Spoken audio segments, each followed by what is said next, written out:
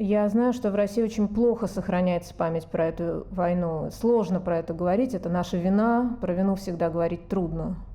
Я тоже думаю, что Путину неудобно. Когда вот я только работала, только начала когда работать журналистом, вообще не говорилось про это. Как я говорила, конституционный порядок, что угодно, но не война. А если говоришь слово «война», то тебя что, поправляют или что? Не, ничего не делают, просто говорят, не говори, не надо. Это главный редактор говорит? Да, главный редактор, не говорится у нас война. Ну, черт с ним, говорю, ладно, не война, так не война, что поделаешь. Я должна это произнести вслух, что мне, конечно, очень страшно. Я никому из людей, которые со мной согласились поговорить, что я им не наврежу, ни им, ни их родственникам. Я очень, конечно, за это переживаю. На самом деле все совсем не так, и вы в этом убедитесь.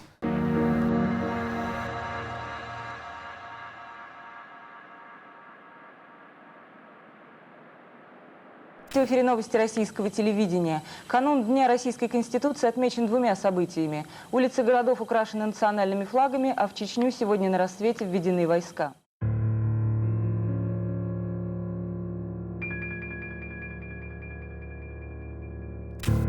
Ужас, который я испытывала, узнав про Сумгаит, про Нагорный Карабах, про Чернобыль. Только в этот раз это было не стихийное бедствие, не чужой конфликт и чужая война, не советская власть, наконец. Это были мы. Это была моя страна, ведшая войну в моей же стране, и мой президент, которому я по сей день за многое благодарна. За ту свободу, которая как минимум лучше, чем не свобода. Но что делать с этой историей, я не знала. Вместе со мной не знало все российское общество. Вспоминая сейчас Нордост, Беслан, мы говорим, наши герои говорят, звери пришли. Это про террористов. На этой формулировке мы останавливаемся. Но откуда они пришли и что вообще случилось? Я не буду говорить, что спровоцировало их. Я не могу искать оправдания тем, кто брал людей в заложники. Не хватит у меня на это ни сил, ни милосердия. Но хотя бы понять, с чего все началось. Российский кинематограф вспомнил схему фильмов про Афганистан.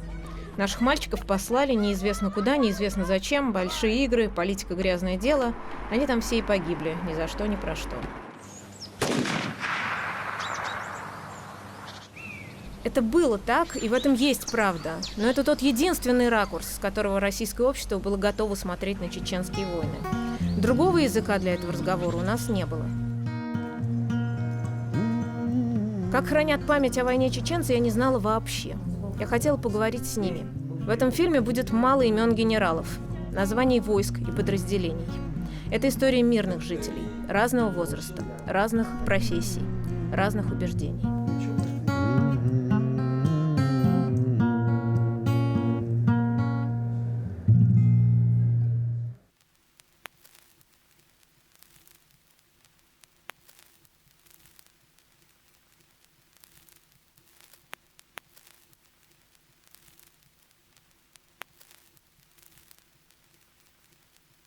Вот так. А вот моя соседка. Je ramène Jasper parce que je m'en vais, il voulait pas partir. Она не хотела уходить, она его пересадила. Тик-так, тик-так. Ой, Ой, он писал. Имин Ведзижев застал войну подростком. Во время военных действий уезжал из Грозного и возвращался. Был беженцем. Учился в Ростове на медэксперта. В 2005 году уехал в Ниццу, где уже жила его сестра с семьей. Имин работает консультантом в дьюти-фри в аэропорту Ниццы. Мы ходили в школу, потом резко все прекратилось. Начались выстрелы, бомбежки. Школа, естественно, все. Причем это очень смешно, потому что я вспоминаю совсем в детстве. Каждый раз, когда зима, холод, утром будили идти в школу, я думал, хоть бы ее взорвали. Потому что мне в голову не приходило, что такое может случиться. И в итоге школа стала такой любимой после того, как ее разбомбили, ну там стреляли, в общем. Она осталась, ну, очень такая побитая. Добрый вечер. Муса Садулаев. Это телеканал, не Муса Садулаев, журналист и фотограф. Начало войны застал молодым человеком, только что женился. Во время обеих войн снимал, работал. Создатель книги «Забытые дети Чечни». Его соавтор немецкая журналистка Андреа Геска. Я приехал и в администрацию Натеричного района, в то время это оппозиция была, и там был мой бывший редактор Руслан Мадеев. И он какую-то должность занимал. И, в общем, я туда забежал, и я говорю: Руслан, там же войска. Что в твоих силах, чтобы остановить вот эту войну? Вот просто будут огромные, многочисленные, безвинные жертвы будут там. Он говорит: ничего невозможно поделать. Пойдемте. Хасан Баиев. Врач, челюстно-лицевой хирург. Во время обеих войн находился в Чечне. В селе Алханкала был открыт его госпиталь. Оперировал и спасал всех – чеченцев и русских, мирных и военных. За это его ненавидели все – чеченские боевики за помощь русским солдатам, федералы за помощь Басаеву, Бараеву и Радуеву. Его преследовали и хотели убить обе воюющие страны. В 2000 году Баиев смог уехать с семьей в США, где проходил многолетнюю реабилитацию и лечился от посттравматического расстройства. Сейчас живет на несколько городов, регулярно бывает в Чечне, создал и возглавил фонд помощи чеченским детям. Предчувствие, конечно, было, но не такого масштаба. Это невозможно, как можно убивать друг друга. Живем в одной стране.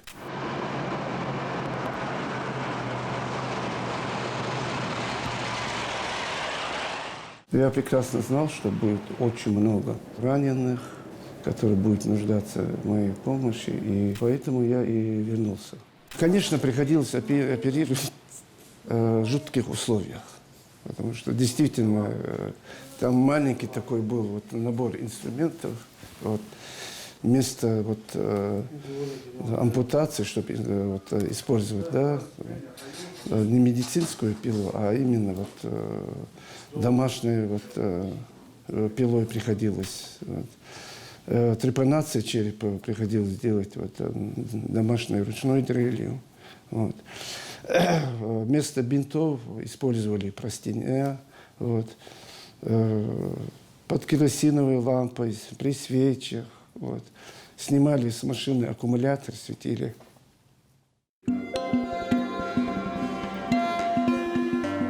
Джамбулат Умаров, министр Чеченской Республики по национальной политике, внешним связям, печати и информации. Родился в 1969 году. Начало войны застал молодым человеком. Во время войны находился не в Чечне. Начиная делать это кино, я понимала, что у меня будет много интервью с чеченцами за границей. Но когда мы звонили с просьбой об интервью людям в Чечне, они отказывались со мной встречаться. Они говорили: нам страшно, у нас об этом не говорят. Исключений было совсем немного. Тогда мы обратились к Умарову. Я рассказала ему о своем плане снять фильм о войне и памяти и тоже попросила об интервью. Умаров дал добро. После этого многие люди согласились на встречу. Мне было 25 лет. Я очень хотел быть дипломатом, я очень хотел заниматься журналистикой международной. Когда к власти пришел Джохар Дудаев, я как раз находился в это время в Тунисе. И в газетах того времени я увидел портрет Джохара Дудаева, его этой генеральской форме. Человек он был бравый достаточно. Разумеется, мне тоже, как многим моим соотечественникам, показалось, что да, действительно, Чеченская Республика после знаменитых ельцинских слов о том, что люди могут кушать суверенитета, объедаться им столько, сколько влезет. Ну, я подумал, что определенная часть из этого рациона досталась по вполне справедливым мотивам чеченскому народу, который, в общем-то, прошел очень тяжкий исторический путь. Вы возьмите ту долю власти, которую сами можете проглотить. 6 августа 1990 года глава Верховного Совета РСФСР Борис Ельцин, выступая в Казани, произнес хрестоматийную фразу про суверенитет. Позже он повторил ее в Уфе. Именно эта фраза была многими республиками воспринята и как обещание, и как руководство к действию. Я приезжал на каникулы домой и видел, вроде бы пока все было достаточно мирно, хотя чувствовалась вот эта вот предгрозовая ситуация, и понимал, что грядет какая-то катастрофическая неизбежность. И в 1994 году, уже в 40 декабре, когда войска уже были введены в республику, когда, с одной стороны, у одного генерала были амбиции, так сказать, ценой сотен тысяч жизни чеченского народа бороться до последнего чеченца за эфемерную такую непонятную независимость, да, и с другой стороны генерал Грачев, у которого очень чесались руки для того, чтобы покомандовать над всей этой кровавой феерией. Да? Дудаев скорее был разменной монетой в этой игре, жертвой, которую использовали в темную. Разумеется, вот этот кукловод сыграл в эту игру. Конечно, этот кукловод надеялся на совершенно иной результат. Вот кукловодом... Кукловодом был не Ельцин. Ельцин, как бы даже не косвенно, я бы сказал, а прямо подтверждая наше мнение, в общем-то и сознался в том, что это было его ошибкой. Во многих своих интервью он говорил о том, что он очень жалел о том, что допустил развязывание этой страшной войны. Мы знаем, что господа и Березовский там присутствовал, вел с ними переговоры, и с Басаевым, и с Хаттабом. Вот. И это был такой... Вы считаете, что они марионетки? Безусловно. Это не только я считаю, это все прекрасно все это знают. Этот после войны. Я тревожно уснул, мне пора отвыкать от всего, что томило меня. Но сквозь грохот и гул кто-то начал кричать, вырываясь из пекла огня. Хусейн Бетельгериев обе войны пережил в Грозном. Поэт, бард. До 2015 года он работал доцентом кафедры латыни и французского языка в Чеченском государственном университете. Если ввести имя Хусейна в поисковике, появляются ролики с его песнями на Ютубе, а также статьи 2016 года в издании «Кавказский узел». Там рассказывается, что поэт был похищен в Грозном. Спустя дней 10 Хусейн вернулся домой и вскоре после этого переехал в Ниццу. Комментировать это он не может. Я могу ориентироваться только на информацию, которую нахожу сама. До этого же у нас было, до начала этих действий, такое мощное движение за независимость. И вот в этот период многие люди, которые понимали, помнили о выселении, о предыдущих событиях истории чеченского народа, народ сплотился настолько сильно, что просто центр Грозного – это вообще было место, где все заполнено, как единый кулак такой. Мощно люди наконец-то теперь, мол, развал СССР, и теперь можно добиться свободы. Дело в том, что все чеченцы всю историю мечтают об этой свободе. И вот мы все участвовали в этих событиях тогда. Это было, с одной стороны, радостное событие, с другой стороны, все знали, что предпримут какие-то действия. Телевидение еще работало тогда, на аккумуляторах мы смотрели. И вот я утром затишье и решил узнать, у меня дом целый или нет в центре. Пробирался я когда туда, пешком от микрорайона туда до центра. И не поверите, все было усеяно этими молодыми солдатами российскими. И они ночь пролежали, и многие из них без носа. То есть, оказывается, кошки и собаки, они мягкие части тела едят. Они обжегшиеся части тоже обгрызли собаки там. Столько их было, это кошмар, столько убитых.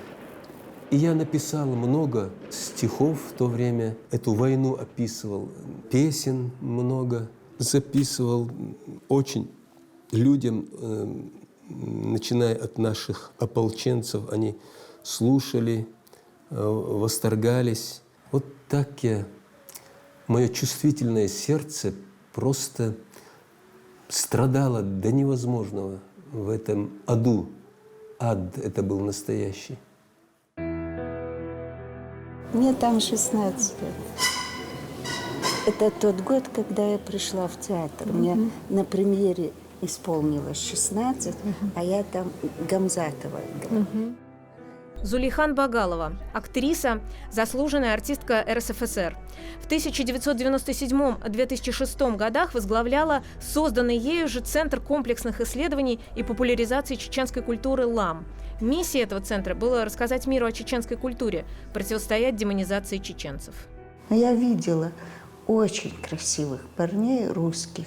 Они не одевались в военную форму. Я догадывалась, что они ФСБ. Они вот в этом общежитии жили на верхнем этаже. Днем я видела, они на солнце там с верхнего этажа, торс открытый, загорали. Когда входили ребята, чеченцы, ичкери, когда входила, тоже очень красивые, рослые ребята вошли. И у них были на плечах такие фирменные гранатометы, и они как роботы шли. И вот эти парни и эти парни красивые, я смотрела на тех, и думаю, вас скоро не будет, вы друг друга убьете. Здесь были такие смешные варианты. Ичкерийцы отняли у русских БТР, а он оказался новый. В то время вот это вот, ну как компьютерное, этот БТР, они все зарядить хотят, чтобы по общежитию, где ФСБ, туда его направили, и они не знают, какую кнопку нажать. Подождите, сейчас они настроили кнопку и в своих ударили. Один был без ноги, мне все равно. Это очень смешно. Это и есть трагикомедия. Этот длинный кирпичный забор, бежит 4-летняя девочка, и за ней по стене идет автоматная очередь. Все это видят. И эта автоматная очередь обходит ее и проходит дальше. Но девочка по инерции добежала, заскочила за угол и упала там, оказывается. 2 пули прошли через нее. Женщины схватили с этой девочкой на руках, выскакивают, орут, кричат. Вот только когда увидели, что она у них на руках истекает кровью, тогда только прекратили стрельбу. Она выжила, конечно, ее отвезли сразу в больницу, она выжила, повезло. Аюб Титиев, правозащитник, политзаключенный. Он родился в 1957 году во Фрунзенской области в депортации. И очень вскоре после его рождения семья вернулась в Чечню. Ему было 37 лет, когда началась война. В 2000 году он стал работать в мемориале и комитете «Гражданское содействие». В 2008 году, после убийства Натальи Стемировой, возглавил чеченский мемориал. Я не хочу сказать, что я такой вот известный блогер республики, но у меня слабовато, конечно, с этим в силу и занятости, но тем не менее вот эти социальные сети, что Facebook, что Instagram, у меня есть такая узкая аудитория своих подписчиков, где я вот напоминаю людям об этих датах, да, вот пишу вот эти посты, и именно то, что накипело на душе. Это вот 11 декабря 1994 год, начало Первой Чеченской войны. Янина Дикаева, журналистка, начинающая писательница. Родилась в Казахстане, куда ее семья была выслана во время депортации. В 1994 году семья вернулась в Грозный. Янина застала начало войны ребенком. Дело в том, что я родилась в Казахстане, в городе Талдыкурган, и моя семья приехала в Чеченскую республику впервые именно вот в преддверии вот этой первой войны. Так вот уж получилось. И вот всегда вот дедушки, я даже помню, как он рассказывал, говорили: вы что, вы куда едете, там же война начинается. И мой дедушка говорил: начнется, буду воевать. Я что, войну не видел, он был ветераном Великой Отечественной войны, дошел до Берлина, имел множество боевых наград. Но никто не верил в эту войну, никто не верил, что вот так вот на территории вот этой же одной страны, да, что вот эти две нации могут вот так вот стравить. Некоторые мои ровесники говорят, что не помнят. Я помню все. Даже вот эти кадры Грозного, да, вот эти вот кадры, вот этот свой страх смерти, вот это все, оно как бы преследует человека и живет с ними.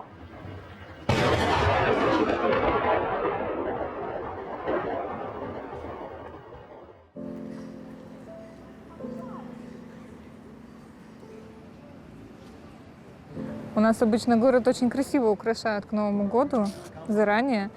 Такая красота у нас будет здесь. Елена Фиткулина, фотограф. Единственная русская героиня из всех моих героев. В 70-е годы ее семья переехала в Грозный, там Елена и родилась. Семья состояла из 3 человек – мамы, бабушки и самой Елены. Начало войны Елена застала ребенком. Обе войны ее семья провела в Грозном в бомбоубежище. Я единственное помню, что когда вот объявили штурм Грозного в новогоднюю ночь, да, и у меня дома стояла елка наряженная, и ты ребенком ждешь Деда Мороза, ну, хотя ты, конечно, уже знаешь, что Деда Мороза не существует, и ты знаешь, что все подарки тебе ложит мама, но ты их как бы ждешь от этой мамы Деда Мороза, а вместо этого ты сидишь в подвале. Вот. И когда вся Россия, да, там практически весь мир празднует Новый год, а ты ждешь, когда тебя с лица земли сотрут.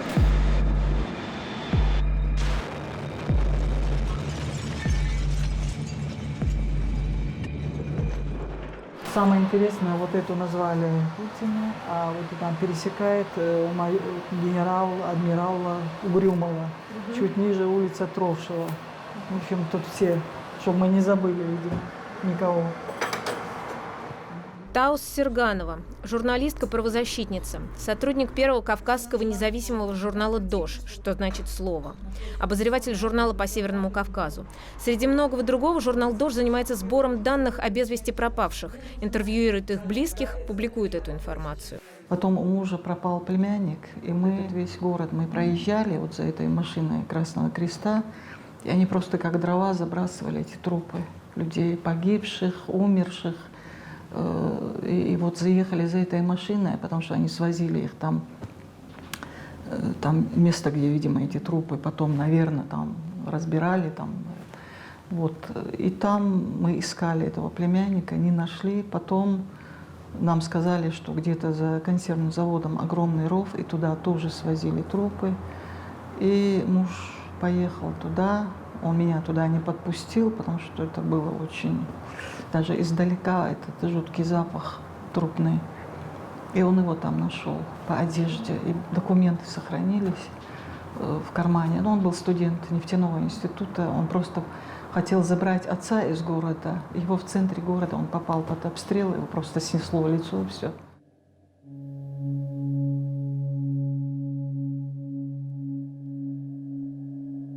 Ты живешь, ты просто плывешь, что-то случается, ты не понимаешь, ты не отдаешь себе отчет, ты не предполагаешь. Мы не предполагали, мы не понимали.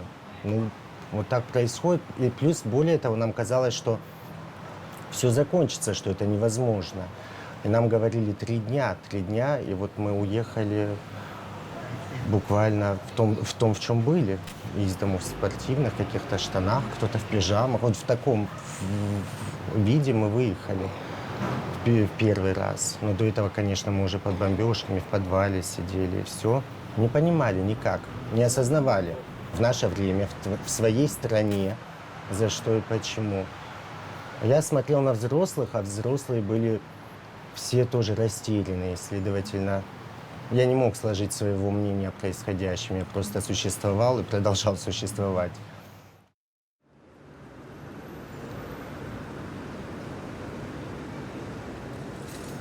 Зара Муртазалиева родилась в 1983 году в станице Наурской, Наурского района Чеченской Республики. Там же ее застало начало войны. Пережила беженство. Сейчас живет в Париже. В какой-то момент, когда ты начинаешь уже слышать, там убили, тут убили, там кого-то задержали на посту, естественно, у тебя возникают вопросы. И я тоже пришла к своей маме с вопросом, что нас пришли убивать русские. И мама, за что я и сегодня в очень зрелом возрасте, как бы всегда ей говорю слова благодарности, тогда сказала, что Зар, вот у тебя в классе учатся твои одноклассники, они русские. Они родились в нашем районе, выросли здесь и учатся с тобой в одном классе. Я говорю, да, вот это русские, которые с тобой здесь, в этом районе, выросли, учатся, и с тобой ходят в школу, в детский садик. А все, кто к нам сейчас пришел вот в этой военной форме, это военные. И дай бог, все у нас устаканится, урегулируется, и все будет хорошо. Дети спрашивали, что случилось, папа, что случилось, кто на нас напал, кто стал нас бомбить, что Ну, это? они, слушай, что там, сыну было тогда 7 месяцев, дочке было там 1,5 годика, в общем.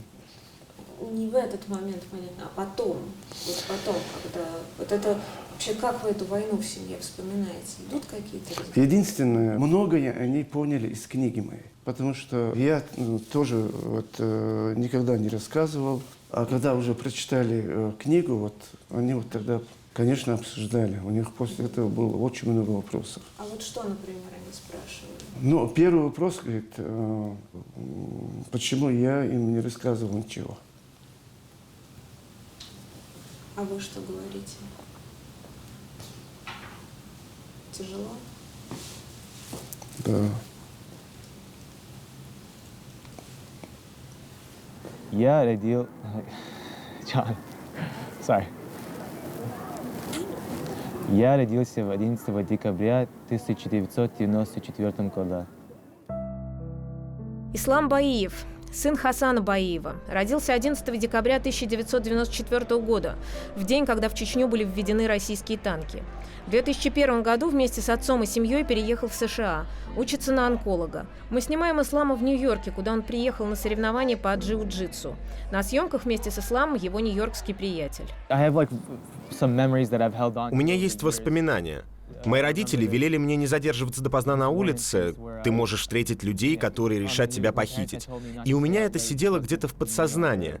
И вот однажды я играл на улице, и вдруг я вижу танк прямо на углу нашей улицы. Я застыл. Я был так напуган, я не понимал, что делать. То ли бежать, то ли стоять смирно.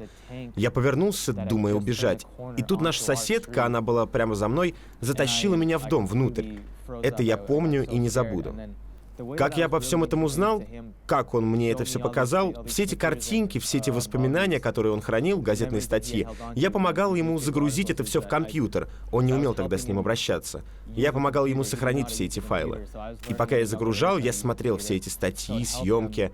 Таким было мое знакомство. Я не помню, собственно, первый момент этого разговора. Не было такого, что мы сели, у нас состоялась серьезная беседа. Нельзя уничтожать историю.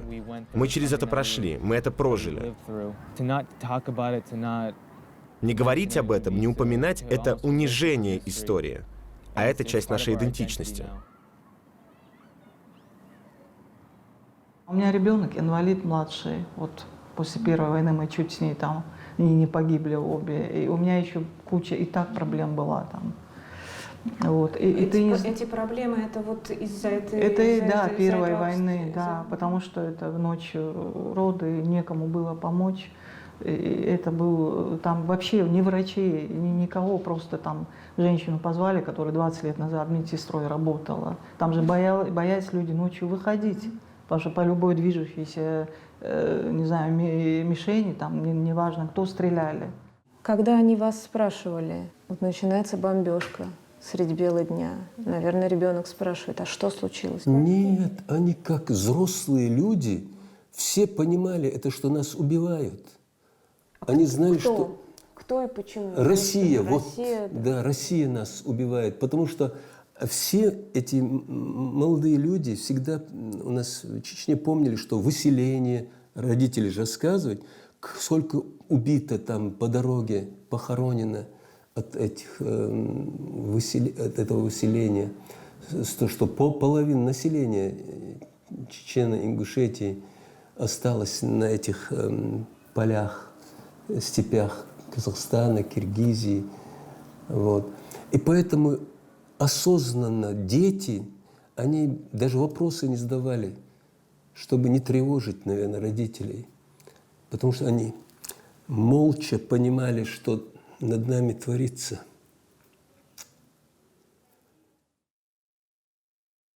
Когда Первая война началась, мне было 26 лет, и я считаю, что первая причина, что вот я женился, и началась война. А потом, когда я развелся, уже наступил мир. Но я помню слова, сказанные сыном. Ну, сколько было, 5 лет там уже, или 6 там.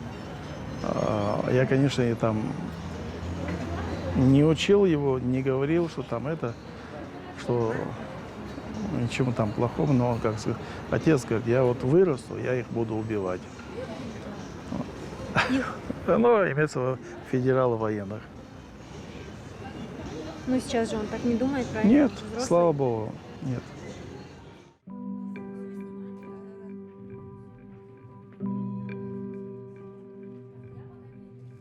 У меня есть стихотворение, называется оно «Россия». А было все. И радость, и обиды. Спокойный мир и грозная война. Сейчас у нас на жизнь другие виды. Чем станет наша общая страна?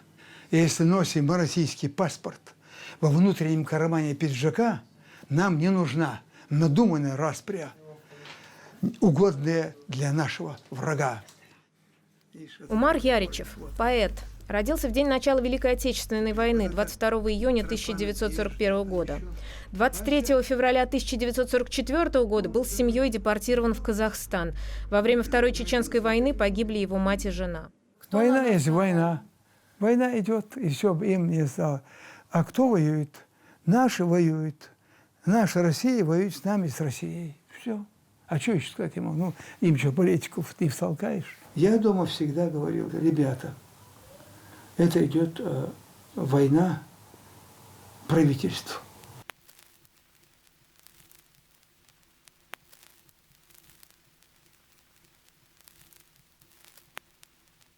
Я дочь с внучками, с детьми в Польшу увезла. Сын мой в Питере закончил, работал. Он собрался с ребятами Первую войну сюда войти. В смысле, ребята все. И я ему сказала, если он поедет воевать, то я брошусь с него. И я ему сказала: я не знаю, за кого мы воюем, кто за кого воюет. И он со мной долго не разговаривал, я уехала. Он сказал, что я его мужское достоинство уронила. Да. Заяц с 2000 года в январе. Да. Это русский военный. Мне его дал, когда я плакала. И, возможно, этот заяц вылетел из какого-то дома. Дома были похожи на петарды, на черные скелеты. Туда попадали бомбы. Полина Жеребцова, писательница-художница, родилась в многонациональной семье и обе войны провела в Грозном. Автор книги «Муравей в стеклянной банке» – это дневники, которые она вела на протяжении 2 войн. Начала она писать дневник за несколько дней до начала войны, ей было 9 лет. Кто-то сравнивает ее с Анной Франк. Кто-то говорит, что она никогда не вела дневники и не жила в Грозном, что все это арт-проект. Живет в Финляндии, где получила политическое убежище. Были русские ребята, солдаты-срочники, которые нам же сказали, что часть нашего пайка начальство продает боевикам за $, чеченцам же. А вот нам 2 банки дали, там на несколько человек, а мы посовещались и вам принесли, вы такие голодные. И отдали тоже, у нас было несколько человек, русские, ингуши, украинцы, чеченцы. А были чеченские повстанцы, они стучали, ходили по частному сектору и спрашивали, где дети, где дети. И женщины говорили, здесь в подвале дети, здесь. И они ставили бутылку молока и уходили. Насколько я понимаю, бомбоубежищ как таковых не было во время Первой войны. Был подвал, но подвал это наоборот опасно. Если дом попадет снаряд, то все это завалится, там можно сдохнуть, пока тебя найдут. Обычно я укладывал детей под окнами. Если снаряд в окно залетит, то можно было как-то спрятаться. Они задают вам как-то вопросы, вот как я спрашивала, отец, а что случилось, собственно, кто на нас напал, за что, почему? Понимаете, тут у родителей мало кто спрашивает. Русские тут, конечно, ни при чем, руководство государства. Первая война – это Ельцин, вторая – это сегодняшний президент Путин. Они оба ответственны за эти 2 войны. В моей памяти всегда будут вот эти кадры, как мы собирались, да, как мы уезжали. Конечно, да, мы задавались этим вопросом, но мы до сих пор не нашли на него ответ. За что, почему и вообще, что мы сделали. Мы до сих пор не нашли ответа на этот вопрос, и мне кажется, и не найдем. На такие вопросы уже отвечает время. Ну, родители же нам не могут объяснить, что это, как это. Вот. Они только... Мама, я помню, что она пыталась успокоить, типа... Ты ляжь на кровать и подушку закрой голову, уши, да, чтобы не слышать, чтобы не беспокоило. Почему вы не уехали? Почему родители? Во-первых, на тот момент у нас была пожилая бабушка, которая не хотела куда-то уезжать. Она сказала, я буду умирать здесь. Вот. Во-вторых, у нас как бы нету родственников где-то там, к которым можно было уехать. Кроме этого, у меня в семье нет мужчин, которые бы нас взяли, женщин, да, погрузили куда-то на машину и вывезли. Я жила с моей бабушкой, получается, пожилой, и с мамой. То есть у нас было 3 человека в семье. И моей маме было тяжело взять и повезти куда-то в неизвестность, тот же лагерь для беженцев, как бы. И поэтому мы остались. Ты описывала, что мама тебе говорит, ложись, закрывай голову подушкой, чтобы не слышать. В какой-то момент происходит этот разговор с мамой, не знаю, или с кем-то из взрослых вообще. А что, собственно, случилось? Нет, ну такого разговора, конечно, не было. Ты просто потихоньку начинаешь все понимать. Ты слышишь разговоры что взрослых. Ты начинаешь понимать? Как это, как это формулируется? Ну что война, что это взрывы, что это опасность, что это смерть, что нужно прятаться.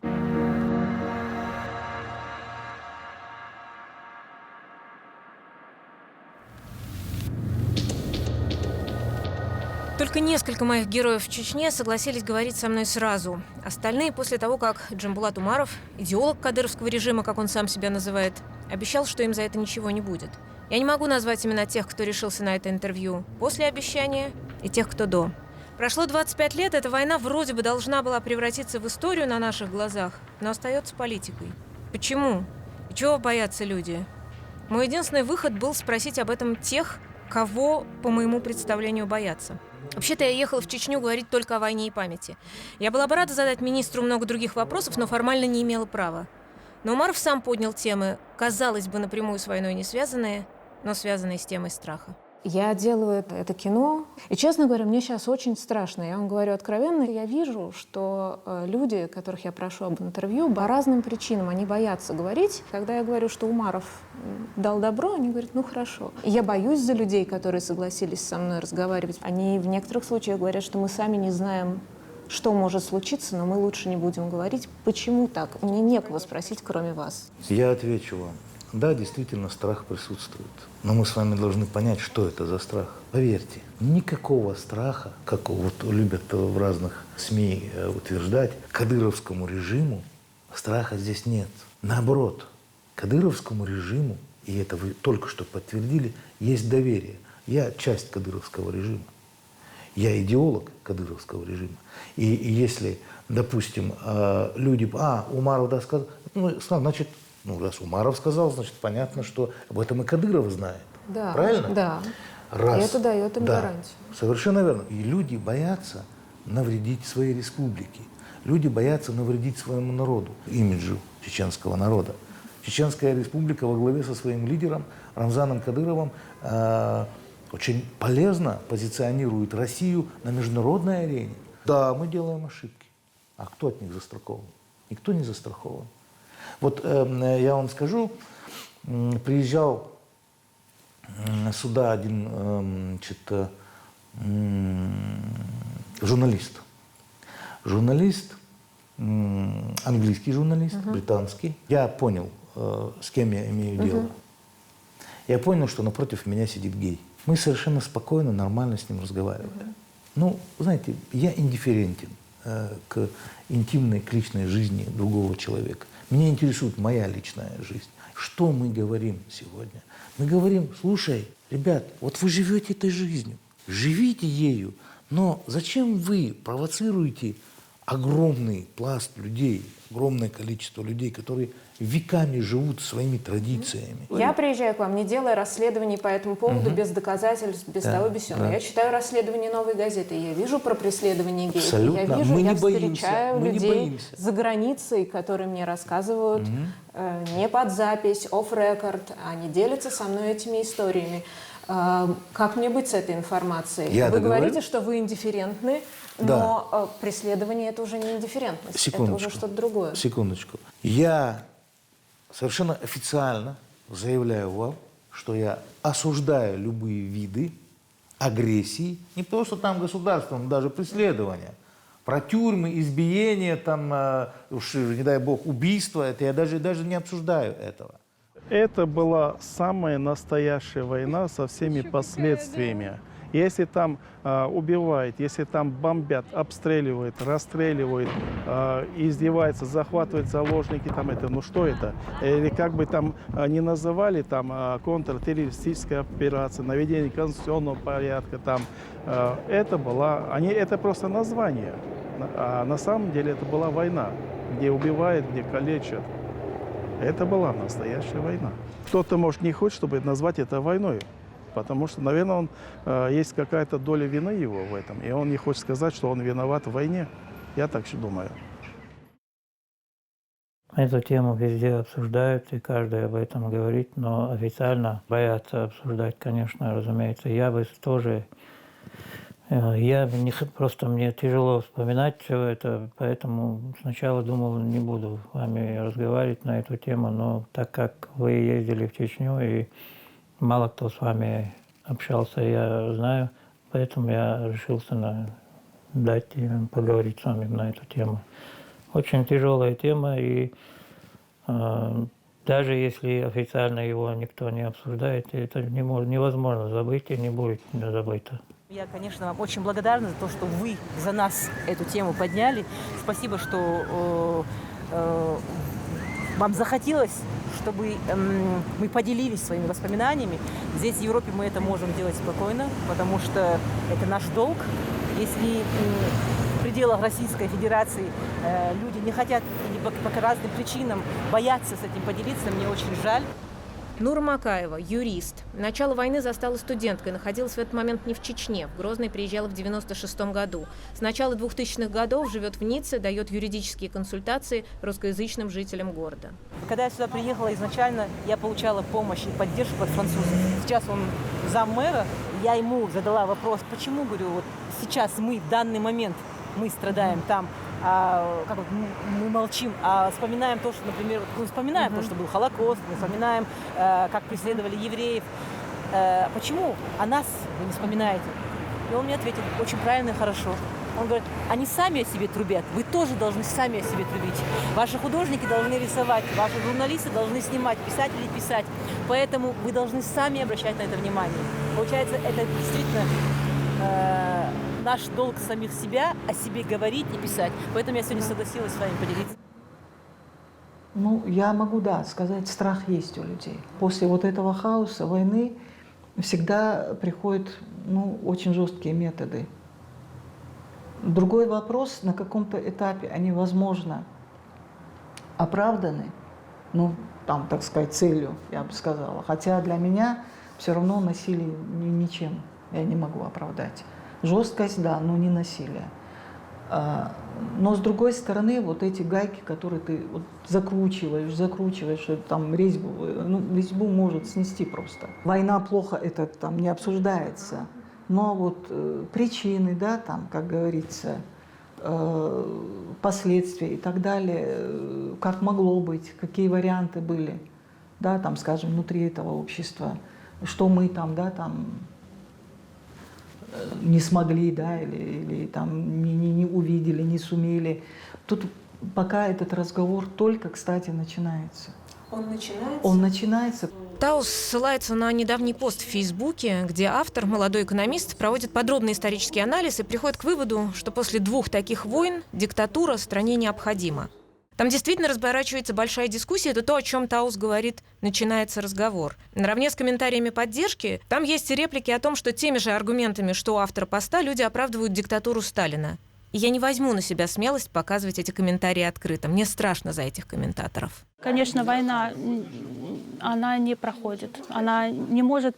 Нельзя сказать, я полностью забыла о войне. Я стал здоровым, абсолютно физически, потому что даже осенью и весной мне очень тяжело идти. У меня было 16 осколков в ногах. 21 октября 1999 года по центральному рынку в Грозном был произведен ракетный обстрел. Там были в основном мирные граждане. Точных данных нет, но говорят о 140 погибших и сотнях раненых. Россия выдвинула несколько своих версий произошедшего. Это провокация боевиков, это взрыв склада боеприпасов. Наконец, на 5-й день после трагедии командующий группировкой федеральных сил «Запад» генерал-майор Владимир Шаманов в эфире НТВ признал, что взрывы в Грозном 21 октября произошли в результате ракетного удара, нанесенного федеральными войсками. стали говорить, что это был рынок террористов. Я это категорически опровергаю, потому что там торговали картошкой, луком, сапогами, золотом. То есть это был обычный колхозный рынок. Я по нему ребенком ходила и торговала. У меня была коробка товара. И я ходила в 11-12 лет и кричала: ножницы, расчески, кому ножницы, расчески, платочки. Мы записывали интервью с Полиной в Хельсинки, в мультикультурном центре помощи Инкерикескус, где проходила выставка ее картин. Миссия этого центра – помощь мигрантам, приехавшим в Финляндию. Никаких сюрпризов от этого места я не ждала. Оказалось напрасным. Наш разговор был внезапно прерван. Вы отстаиваете сейчас личную свою установку. Это неправильно. Вы нарушаете тех, кто здесь работает. А что именно мы нарушаем? А вот над этим вы должны и подумать. Нет, я вижу, что вы не говорите какие-то вещи, как будто бы у нас здесь времена Сталина, и вот здесь что-то говорить нельзя. Мы находимся в Европе, в Хельсинки, в Финляндии, мы говорим о прекрасном, мы говорим о том, что Вы люди... говорите о прекрасном. Я рассказываю свою биографию, я с войны, я пережила войну, я приехала сюда, чтобы жить в свободной стране и призывать к миру, призывать к ненасилию. И вы выбегаете и говорите, что мне это говорить нельзя. Извините меня, это очень странно, это поразительно. Очень аккуратно, и мы очень доступно сказали, что существует ограничения. Спасибо вам за ваше мнение. Учитывайте не только свои интересы, но и те общественные интересы, которые да, мы существуют общественные в тех местах. очень учитываем. Вы не учитываете эти моменты, не учитываете. Здесь написано, посмотрите, здесь написано, что Полина Жеребцова родилась в Грозном, пережила 2 кровопролитные войны. Здесь у вас с 9 лет вела дневники. Это что же? А ничего другого я не сказала в интервью. Я вот это вот повторила, что здесь уже месяц висит на стене. Ну с чего вы взяли? Вы же гражданка России, правильно? Ну с чего мы с вами, граждане этого государства, интеллигентные люди, с чего мы должны думать о том, что нам эту ось, о которой писал Маккендер, ось Земли, кто нам ее просто так оставит? Кто? Китайцы? Американцы? Это нормальное стремление, что нас отвлекают на какие-то разговоры там о правах человека. Das ist die politische Technik. То есть die politische Technik состоит в том, чтобы отвлечь наше внимание на разговор о правах. Абсолютно. Долг нашего правительства, вот московского, о нас заботиться. И долг наш подчиняться и помогать им во всем, быть послушными. Иначе государства не будет. Иначе мы распадемся.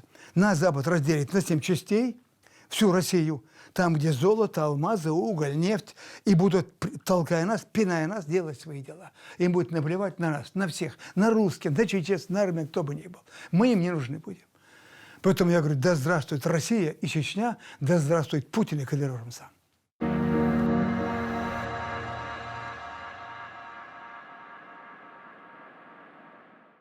21 апреля 1996 года российскими спецслужбами убит Джохар Дудаев. А через 4 месяца, в августе, Россия и Чеченская республика Ичкерия в Хасавюрте заключили соглашение о перемирии. Подписывали документ Аслан Масхадов, на тот момент начальник штаба вооруженных сил ЧРИ, и секретарь Совета безопасности РФ Александр Лебедь. Договоренность была о прекращении военных действий на территории Чечни. Решение о статусе республики было отложено на 5 лет. Перемирие длилось 3 года. 27 января 1997 года президентом ЧРИ избран Аслан Масхадов. И вот про это время люди рассказывают очень по-разному. В общем-то, почти светский, многонациональный в советское время Грозный стал городом религиозным. Свобода слова, надежда на мир и, может, даже в итоге на независимость. И одновременно с тем жизнь в разбомбленном городе, нищета и иногда шариатские суды. И страх, что война вернется. Все чеченцы говорят о том, насколько разными были эти 2 войны, и насколько вторая, с террористами с одной стороны и контрактниками с другой, была страшнее и бесчеловечнее. Вторая заставила людей вообще забыть о смысле происходящего. Она уже почти не имела отношения к реальным интересам мирных людей. Вторая война для меня началась с того, что разбомбили наш дом. То есть прямым попаданием, прямой наводкой, 3 снаряда попали к нам в дом, когда мы там находились. Первый снаряд, он разорвался на углу. Вот наш дом, на углу там был сарай, туалет, в общем, такой вот подсобной постройки, хозпостройки. Мы, соответственно, все это услышали, выбежали из комнаты, чтобы на нас ничего не обрушилось. Выбежали в огород, во двор, и в тот момент разорвался второй снаряд. Мы просто выбежали из дома, если могла, как бегут от пожара. И вот я попал в эту заварушку, я это никогда не забуду. У меня машина битком набита детьми, женой брата. Когда мы ехали, вот этот минометный обстрел, что ли, там этот шахматным порядком, там просто нам на дорогу, короче, этот обстрел прошелся. Вот. И это крик, и племяшка, который кричит: дядя нас убивает, не дай им нас убить. Вот. И, в общем, и там уже мотоциклист уже едет тоже из-под обстрела, он говорит: разворачивайся, там еще хочешь, прокрикнул. Развернулись там уже, и уже из-под обстрела из этой выезжаем. А навстречу уже брат на своей машине, он весь белый, говорит: я думал, что уже все, я еду за трупами. Я, когда говорили, что опять начнется война, категорически не верил, что не может быть, чтобы опять такая глупость могла в Кремле прийти в голову кому-то. Я был уверен, что не начнется. Я всем говорил нашим родственникам: нет, это невозможно, не будет, это неправда, это все разговоры. Первую войну я, например, думал, что в любом случае общественность и мировая, и российское передовое общество все-таки как-то воздействует на руководство страны и попытается остановить этот ужас. Но когда вторая началась, вот практически не было этой уверенности. Потому что первую, правда, они необдуманно, видимо, без подготовки бросили молодых солдат. Но вот вторая война, она только на авиации и артиллерии сравнивала все живое. Контрактники, они в ходе зачистки подвалы просто гранаты забрасывали, даже не заглядывая, кто там, дети есть или нет, они просто гранаты бросали. В перерыве между двумя войнами была ли у вас надежда, что все-таки уже прекратилось? Честно говоря, я не верил, что все это закончилось. Потому что когда были переговоры, закончились там, не помню, кто из этих политиков сказал, через 5 лет посмотрим. Я помню этого Леонтьева, да, оракул на первом, как он говорил: ждите, скоро получите. Да, вот я помню его выступление. Это буквально через 2 недели начались эти жуткие бомбежки опять. Я помню, мы только сделали небольшой косметический ремонт в квартире. И вот думали, ну уж теперь там как-нибудь поживем. Вторая была еще хуже. Первая, можно сказать, что еще были с какими-то гуманными человеческими соображениями. Вот. Во второй, насколько я наслышана, от всех, кто в нем принимал участие, от людей, которые пострадали, ничего общего от человечности там не шло. Потому что все, что потом создавалось, фильтрационные лагеря, как скажем так, обмены, скажем, трупов на деньги и все остальное, это война. То есть она выявила очень много зверств, которые замалчиваются. Ну, первую войну какой-то было какое-то понятие, да, поговоришь там, что-то как-то и офицер поймет. И, конечно, к солдатам там было совсем другое отношение, потому что абсолютно многие даже не знали, что их везут в Чечню. Вот. И совсем было другое отношение к ним, потому что чеченские матеря прекрасно понимали, что они, и население прекрасно знало, что они абсолютно здесь невиновны. Вот, поэтому, конечно, у контрактников было совсем другое поведение. Вот, и они приехали, их цель была это побольше заработать. Вот. Не смотрели ни на что. А контрактников вам приходилось оперировать? Конечно, приходилось. Очень много было случаев, когда поступали контрактники. И даже были моменты, когда и кричал, орал, и матом покрывал, и все было. Да. Вот. Но он, конечно, был пьяный. Вот. Они практически каждый день все были пьяные. Вот. Поэтому они и вели себя так. Да. Вот. И, ну, видимо, может быть, подумал, что я собираюсь его убить или что, я не знаю. Ну и про Басаева тоже известная история. Я вот хотела спросить, есть съемки, как вы оперируете, есть запись, которую тоже тогда показали все, там НТВ показывала, по-моему, как вы к нему обращаетесь по имени. Вы понимаете, кто делал эти съемки? Вот эту вот конкретную или вообще другие съемки? Откуда они появились? Вот эти съемки, это как раз мой племянник снимал. Но он тогда работал на Reuters. Вот, он как называется, стрингер. Вот, он, конечно, очень много рисковал с ним, потому что я его постоянно ругал. У нас многое было сходство с ним. Я говорю, почему ты вот рискуешь и так. А он хотел, чтобы это осталось, чтобы это кто-то снял, чтобы были свидетельства. Конечно, он говорит, ну, всегда говорил, дядя, ну, типа, ты выполняешь свою работу, ну, я выполняю свою работу. Он погиб, насколько я понимаю. Это уже во время Второй войны случилось? Это во время Второй войны, да. Сел, и он поворачивается, сразу видит, что старше его намного. Я говорю, документы. Я говорю, у меня только один паспорт. Я говорю, паспорт нету, сгорел. Бомбили нас, говорю, сгорел. А документ какие-то? Я говорю, только один писательский, он сейчас при мне. Он говорит, что, у чеченцев писатели есть? Я говорю, да, наверное, есть, говорю. Ну, давай, говорит. Я ему дал, он повернул и говорит, ого, Союз писателей СССР. Я говорю, ну, как видишь. Он говорит, и что ты пишешь? Я говорю, ну, что, стихи пишу. А ты прочитать можешь нам? Я говорю, да ради Бога. Я им там прочитал «Барона Врангеля». Он так как на пеньке сидел, потом ноги вот так свел, потом снял свою пилотку эту, наклонился, и у него на глазах слезы были. Он вытер и говорит, вот так, Бургян, старик, говорит, спасибо. Это правда ты писал? Я говорю, правда я писал. Никогда не забуду эту фразу. Он говорит, если это писал ты, говорит, чеченец, говорит, я не знаю, что мы здесь делаем. Честное слово. На каждом блокпосту, которые уже когда вошли в Грозный, стояли эти контрактники же. И однажды я еду из Урус-Мартана в Гихи, есть такое село, и меня останавливает. Проверил документы, а там у меня было удостоверение Союза писателей.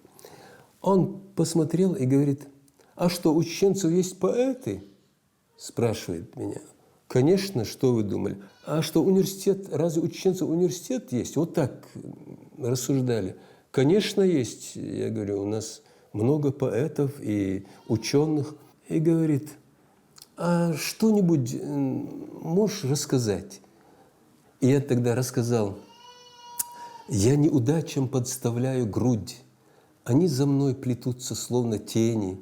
Лишь нищий духом, чтобы вдаль шагнуть, становится по-рабски на колени. Мне ни к чему дешевенький уют, хоть мне внушают правило простое, мол, упади, лежачего не бьют, а я как дерево умру, наверное, стоя. Он, когда я прочитал, он говорит, вы что-нибудь можете мне какой-нибудь сборник подарить, который на русском? А я ездила в советское время, стихи читала, встречи бывали. И мне всегда бывало смешно, когда я по окровавленному городу шла, и как я, мой тост, стройны и красивые джигиты в нашем ауле, и газыри на них серебряные, но молодой русский офицер стройнее их, и галуны на нем золотые. Беллу я играла. И это тост так всем нравится. Думаю, боже мой, если ичкерийцы узнают, что я много лет назад в юности такие тосты произносила, они меня прибьют. Папа был петух, настоящий живой петух. который папа приручил. Каждое утро приходил к папе на кухню, садился рядом, ну как не садился, запрыгивал, и папа его кормил. Он, значит, под мамино ворчание клевал то хлебушек, и вместе с папой мог уставиться в телевизор. И у нас была, значит, своя такая как бы семейная драма, связанная тоже с этим петухом, потому что федералы его убили и съели. И папа потом очень долго. Даже моего бройлерного петуха съели. И мама все время, у них такой был диалог, что мама все время издевалась, говорит, ты о чем, говорит, вообще? Люди умирают, а ты про бройлерного петуха. А петух тоже друг, я его вскормила. Вторая война, она не могла быть выигранной, там не могло быть ничего хорошего, потому что между, как тогда говорил Ахмад Хаджи Кадыров, были нарушены договоренности. Если мы заключили договор с Россией в 1996 году в Хасавюрте, да, то, перейдя эту границу, объявив войну одному из регионов России, фактически что получалось? Да, мы пришли туда с войной, мы нарушили эти договоренности. И тогда уже, извините, это уже совсем другая война. Это не к нам вторглись, это мы вторглись. Август 1999 года. Поход ваххабитов под командованием Шамиля Басаева и Хаттаба на Дагестан. Аслан Масхадов осудил нападение на Дагестан, но мер для противодействия им не предпринял.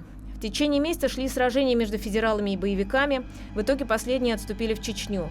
В эти же дни в разных городах России, в Волгодонске, Буйнакске и Москве, произошла серия терактов, до сих пор не расследованных. В конце сентября российские войска вновь вошли в Чечню. Так началась Вторая война.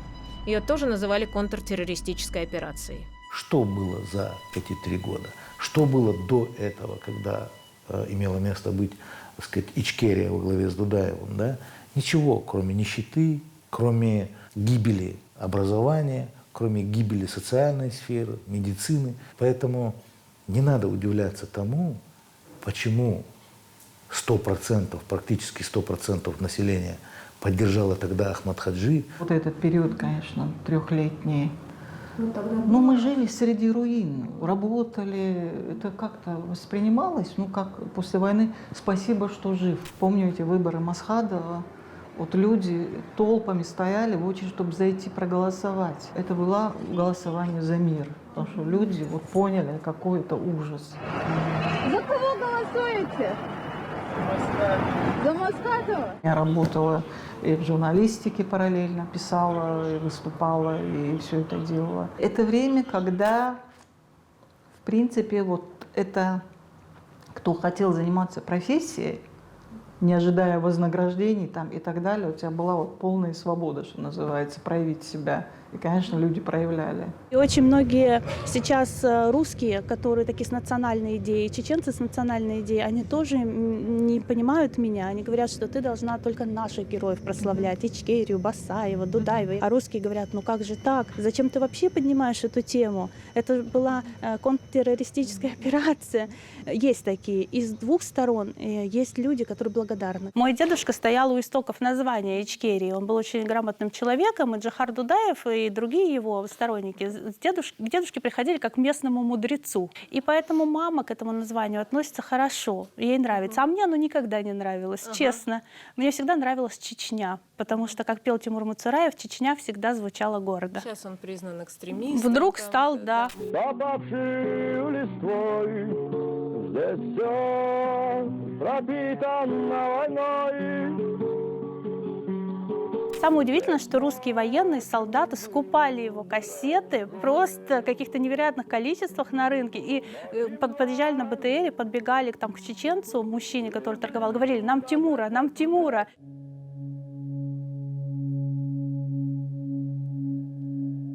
Когда мы уезжали из села, по-моему, мама меня где-то остановила, когда я возвращалась, и сказала, это было как-то очень странно, она меня остановила и сказала, что Зар, завтра мы будем уже уезжать, беженцами куда-то в соседнее село, иди домой и, значит, упакуй все необходимое. Я не знаю, почему, но я была подростком, мне сказали все необходимое. Я и упаковала все необходимое, я свернула все какие-то ковры, упаковала всю посуду. А у мамы был хрусталь, который папа привез, по-моему, из Германии, я не помню откуда, но она им дико дорожила.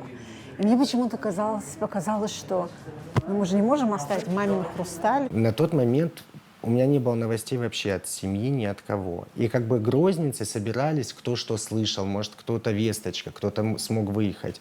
У меня спрашивали, а ты в каком районе живешь? Я говорю, там-то, в 6-м микрорайоне. А, но его уже нет, его стерли. И вот с этим ощущением, и опять-таки я впал в очередной раз вот в такое состояние, когда я ничего не чувствовал, ничего не понимал и не хотел понимать. Я просто существовал и существовал в надежде на то, что как-то это разрешится. И вот тогда я помню, месяцами мне нечего было есть, потому что мне из дома ничего не присылали. Новостей не было. Город блокирован. Жива ли мама, семья, я не знал. Я ходил в институт просто как робот. В институте меня выгоняли с уроков, езжая в вонючую Чечню и так далее. То есть со всех сторон. И вот этот прессинг со всех сторон, он, конечно... И вот это вот вы прям последовательно ощущали какую-то там ксенофобию, какую-то дискриминацию в университете? Не последовательно, а просто непрекращающийся. Я всегда знал, что я уеду. Я не знал как, зачем, но я знал, что просто я не смогу там жить.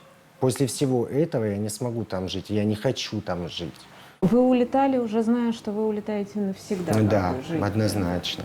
Вот тогда у нас была такая идея, да, собраться, человек 17. Это были кандидаты наук, люди заслуженные, известные. Мы хотели доказать миру, что мы мирные люди. Мы такие же люди, как все. У нас есть своя культура, свои традиции, которые вот сейчас вы все нарушаете. Все нарушали. В конце 1995 года грозненская интеллигенция создала Центр исследований и популяризации чеченской культуры «ЛАМ». Задачей было рассказать всему миру о чеченской культуре. Люди видели, какой образ чеченцев создает война во всем мире, и пытались этому противостоять. ЛАМ занимался всем – политическими, культурными, образовательными, гуманитарными проблемами, от конференций и выставок до прямого спасения людей из-под бомб. Мы помогали всем. Боевикам, русским, чеченцам, кто бы ни был, кто страдает от войны, мы просто молча, как могли, мы помогали. Были лагеря беженцев из вагонов. Представляете, старые железнодорожные вагоны, которые просто холодные, без отопления, без ничего, и люди зимой там мерзнут. А в Россию выезжали беженцы, ночевали на скамейках с детьми и возвращались обратно под бомбы. Но Россия ничего больше русские регионы не предоставляла. Вообще было не принято упоминать о беженцах, не принято было упоминать о том, что пострадали люди.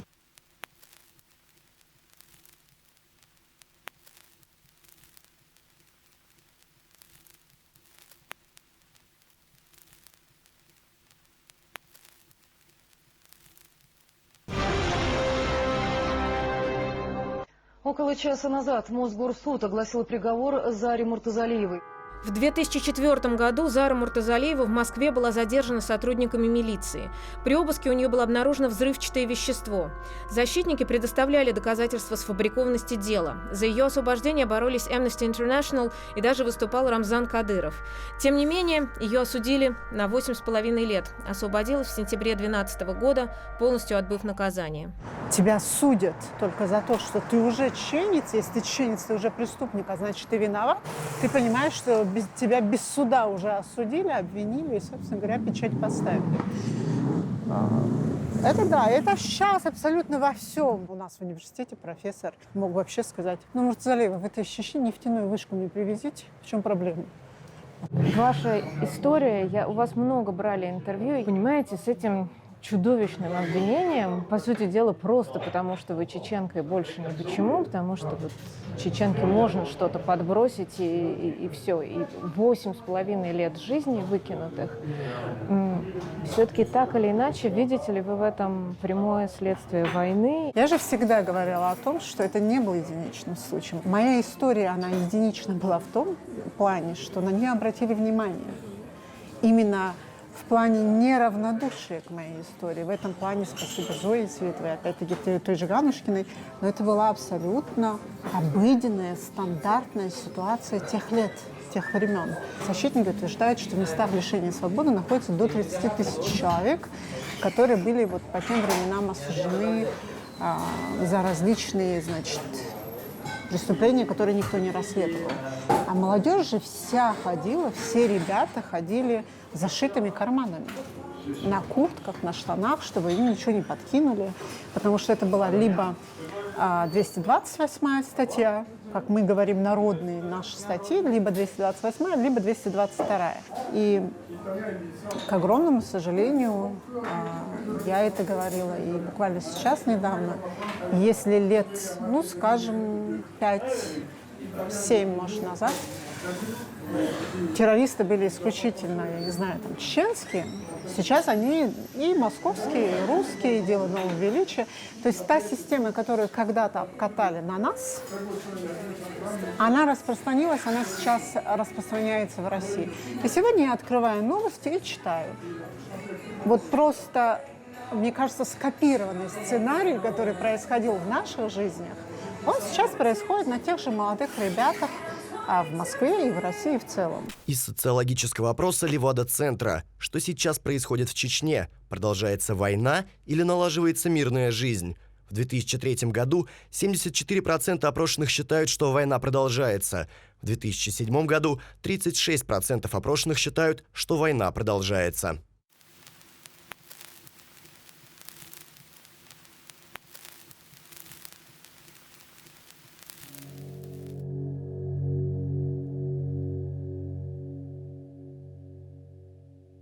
Это я и мои друзья.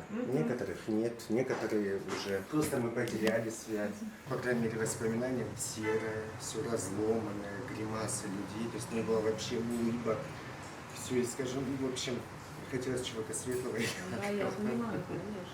Вы рассказывали, что был психолог. Вот это было в какой момент? Где? Это было в момент в Нальчике. Приезжали группы, да. Был один ирландец, итальянец и несколько москвичей. То есть вот эта организация, я забыл, как она называется, они очень были дружелюбные, они с нами разговаривали, они интересовались, вот, что происходит, как происходит, и как мы это переносим, как мы это воспринимаем. В итоге им запретили въезжать. То есть они потом их больше не пускали, чтобы не выходила информация за пределы. Я уже настолько к этому привык, что люди приходят, уходят и вообще ни к чему максимально не привязываться. Это состояние неуверенности, состояние вот быть начеку. Плюс бессонница, я не сплю, я не могу спать. Я очень мало сплю. Вот за 2 последних суток я спал всего 5 часов. У меня постоянный кошмар. И я пытаюсь себе найти какую-то такую в памяти отрезок, куда бы я мог спрятаться и успокоиться, и заснуть. И все меньше и меньше, и все меньше и меньше. И я... В общем, негде спрятаться и скрыться. В плане, я имею в виду, внутренне, психологически. Да, безусловно. Кто-то может об этом говорить спокойно, но в большинстве случаев нет. И даже очень сильных мужчин наворачиваются слезы, ему очень тяжело об этом говорить. Какие-то события они вообще отказываются вспоминать. Ведь 1000 людей остались с этим наедине.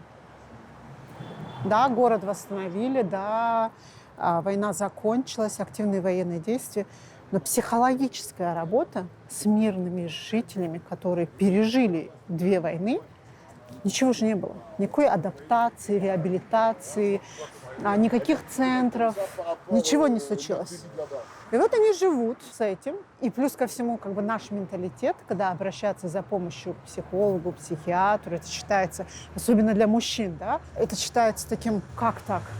Правильно ли я понимаю, что всю психологической помощи нет, и действительно, если бы она была на государственном уровне, может быть, в этой ситуации людям с таким менталитетом, если это государственная программа, им было бы проще, чем проявлять личную инициативу и говорить: я слаб, я иду к психологу. Вот если это как бы распространенная практика для всех, Да, это было бы гораздо легче. Конечно, я об этом и говорю, что это было бы легче намного. Потому что вообще в России в целом нет свойственно признавать никаких своих ошибок. Я часто говорю здесь, в Европе, я говорю, если бы прожили бы то, что прожили люди, чеченцы, там, находясь в эти две войны, рядом, вне Чечни, неважно, но вот эта стрессовая ситуация, вечные скитания, я думаю, что Европа была бы давно в психушках, я думаю. То есть, если бы люди пережили то, что пережили чеченцы в эти две войны. Поэтому память останется всегда. Особенно самолеты. Звук самолета. Это очень многие мои одноклассники, друзья, они только слышат звук самолета в аэропорту, и у них начинается тахикардия, задыхаются, теряют сознание люди, потому что детьми мы помним, как самолет идет на снижение, а потом раздаются бомбы. В Чечне никто не проходил реабилитацию. Понимаете? Вот сколько я помню, день, когда по 1000 человек от терактов погибали в Чечне, никто не проходил реабилитацию. Потому что как будто мы вот так вот должны, не люди, да, как роботы. Вот. И никто даже не предлагал. Вот отсюда и последствия. После Первой войны я проходил реабилитацию в Москве, но практически со мной никто не работал. Меня просто вот грузили вот этими транквилизаторами. 24 часа в сутки я спал. И не психолог. Вот обычно должны заниматься специалисты. Вот. Даже вот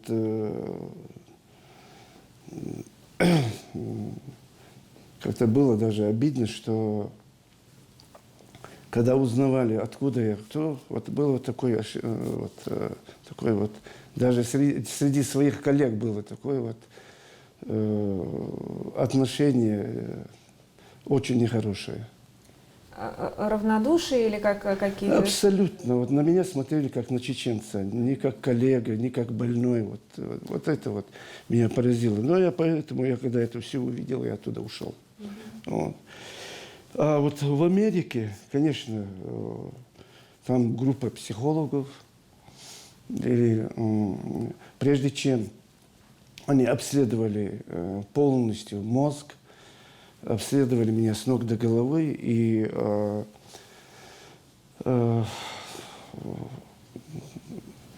узнали, насколько, скажем, травмирован. Вот поствоенный синдром. Посттравматический синдром. Да. Вот. Они столкнулись первый раз. Вот доктор, который оказался в эпицентре 6 лет. Они были в шоке, как я все это выдержал. И после этого они не грузили меня ни транквилизаторами, ничем. Вот. Да, там были лекарства, которые, но они абсолютно такое, чтобы я хорошо спал там. И не влияли на вашу личность? Нет, это вот, потому что для меня это было очень необходимо сон. Вот, да. А так проходил разные тесты, там проходил. Исходя из этого, они вот поставили диагноз, и потом работали специалисты. И там же тебе дали книгу рекордов Гиннесса, включили как врача, спасшего рекордное количество жизней. Расскажи об этом. Ну, это не надо говорить, я не хочу об этом. Это все лишнее. It's kind of funny. Это смешно. Когда мы только сюда переехали, нас отправили в школу, и там нам дали задание нарисовать что-то, что мы видели раньше. И мы с сестрой нарисовали танки и людей с оружием. И учитель был вынужден позвонить нашим родителям и спросить, что с вашими детьми, почему они рисуют танки и оружие. Ну, им пришлось объяснить, что мы только что сбежали от войны, и что это то, что мы видели. Мои родители реально проделали огромную работу. Они защитили нас от этой войны. Они сделали все, что могли. Ты знал, что у твоего отца посттравматическое стрессовое расстройство? Нет, я никогда не знал. Только когда стал уже сильно старше. Моя мама держала это в секрете от нас, и папа тоже. Мы не говорили про это. Мы действительно про такие вещи не говорим. Это папина позиция. Сами про это пишете, что это вот следствие войны, что она до такой степени стрепаны нервы, что она уже вот срывается все время. Вы сами в какой-то момент начинаете писать и про депрессию, и про самоубийство. Была ли у вас какая-то потом реабилитация, какая-то работа с психологами? Я закончила на педагога-психолога, параллельно работая няней. И вот то, что какие практики нам объясняли, то, что мы изучали, и я сама ведь очень много читала, это действительно помогло, потому что в тот момент не было никакой реабилитации, никакой помощи. Я понимаю, что когда мы говорим про память, мы в частности говорим еще про какое-то излечение, потому что если ты помнишь, если ты понимаешь, что произошло, это уже гораздо легче это пережить, чем если у тебя как-то вот что-то с нами случилось, но мы не понимаем, что. Где психологическая помощь, где финансовая помощь, где медицинская помощь. Как с этим обстояло после войны? Была ли от какого-то государства оказана какая-то помощь? Безусловно, такая помощь оказывалась. Я не скажу, что в каком-то массовом порядке вот весь чеченский народ, условно говоря, вот реабилитировали, да, оказывают какую-то психологическую, там, консультативную и так далее, медицинскую помощь. Но больше всего, мне кажется, самый лучший бальзам на любую рану – это вера в будущее. А вам не кажется странным, Анечка, что вот, да, посттравматический синдром, уж не до, в общем-то, того, чтобы рожать детей, да? Вот как нам любят приписывать везде страх, везде смута, везде все бедные дрожат. Ну, ребят, ну согласитесь, это не сопутствует демографическому взрыву. Это далеко не те факторы, которые, да, вот как-то вот не до детей. Мы вернули те 300 тысяч своего населения. И мы до сих пор прочно удерживаем первое место по рождаемости по всей России. Вот это самый лучший, самый жирный, самый убедительный аргумент в пользу того, что никто тут Кадырова не боится. Ну, сам я, конечно, с этим тоже сталкивался, но я как-то переборол это, кажется. Но до сих пор я в одежде сплю, потому что с первой войны вот нужно было быть готовым в любой момент выйти, выскочить, вытащить из бада, закрывать, спасать детей, и это нужно было быть готовым ко всему. И я замечаю по своим детям, они не радуются жизни, у них нет такого веселья, нужно было в их возрасте. С другой стороны, какое у них веселье, когда с вами случается эта история, это и даже надо это пережить, и, со мной случилось, я же, это было только вот в 18-м, и до этого они были такие же. В январе 2018 года Аюб Тетиев был задержан сотрудниками ДПС и обвинен в хранении наркотиков. Было возбуждено уголовное дело по статье 228, знаменитой народной статье. По этой же статье было предъявлено обвинение Ивану Голунову. Несмотря на представленные защитой доказательства невиновности, суд приговорил Тетиева к 4 годам колонии. Летом 2019 года он освободился по УДО.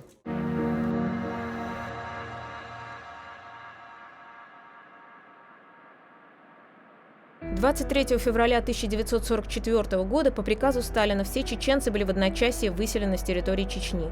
Нет ни одной чеченской семьи, которой бы депортация не коснулась. Их выселяли в Казахстан и Киргизию. Причиной называлось якобы сотрудничество с немцами. Это та самая легенда о том, что чеченцы подарили Гитлеру белого коня. До территории Чечни вермахт на самом деле не дошел. Нет другого места в России, где Сталина ненавидят так концентрированно и единодушно, как в Чечне и Ингушетии. А во всей остальной стране нет. На официальном уровне эту тему обходят. Иногда мы слышим, как репрессии оправдываются так называемым эффективным менеджментом. И депортация преступлением не признана. У меня отец инвалид Отечественной войны, который воевал в Финляндии, в Мурманске, имел 16 ранения. Вот. Его списали, он вернулся с армии инвалидом. И не прошло месяц, ну, как и всех, его тоже депортировали в Казахстан. Не зажившими ранениями. Точно никто не знает, почему все это вот произошло. То говорили, что чеченцы встречали Гитлера на белом коне, но на самом деле на территории Чечни они не были. Вот. Поэтому как мы могли встречать это самое немцев на белом коне, когда до Чечни они еще не дошли. Вот. Но это специально была такая пропаганда. Мой отец рассказывал мне, сколько чеченцев погибло в это время. И он мне рассказывал, как его отец жил в изгнании.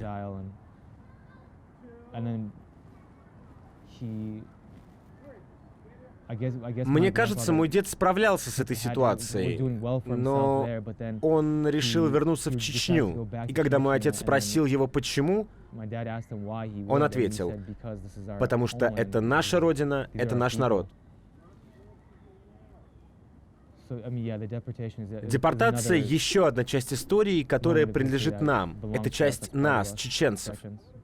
Про депортацию, мне кажется, рассказывали абсолютно все. Но уже даже после того, как в Чечне началась война, я никогда не забуду слова своего дедушки, которого уже тоже нет в живых. Он так очень задумчиво на нас посмотрел и сказал, что ничего страшного не произошло. К вам хотя бы вот так подло со спины не заявились под утро, и вас голыми не выводили, не сажали в скотные вагоны. У вас сегодня есть возможность выехать, защищаться, убежать, избежать и так далее. Ничего страшного не случилось. Положитесь на Всевышнего. И для меня, наверное, эти слова стали таким шоком. То есть я поняла, насколько страшная вот эта трагедия, насколько ужасная трагедия была в период, наверное, депортации, если он как бы военные действия вообще не ставит ни в хвост, никак ее не оценивает. Естественно, в школе, по крайней мере, у нас это преподносилось совершенно по другим соусам. И очень мало, на самом деле, обсуждалось. И я даже помню какие-то там конфликты уже у старшеклассников, которых выгоняли с уроков, потому что, естественно, дедушки, бабушки им рассказывали историю, а в школе ее преподносили очень-очень как бы кратко. Вот период случился депортация, выселили тех. Знаменитая сказка «Подарили Гитлеру белую лошадь». Значит, в период Второй мировой войны. А имя Сталина кто-то вот адресно говорил, это Сталин? Или вот эта вот советская власть? И больше все-таки было, что вот это советская власть. Да. Советская власть, ну, естественно, Сталин, это был, понятно, это был как бы палач, да, это человек, палач. Никто, естественно, его имя никак по-другому, ни с чем с другим, кроме как с палачом, с убийцей народов, никак не ассоциировал. У меня мама родилась в депортации, отец был депортирован, был на руках. Да. Говорили про это как-то в семье? Как этот рассказ строился? Я просто слушала бабушку свою, поэтому... Смотрите, у меня, когда вот началась вот эти две войны, у меня сразу идет ассоциация, когда бабушка рассказывала о своем выселении 1944 года, когда их с гор выселяли, когда больных расстреливали сразу на месте, стариков тоже.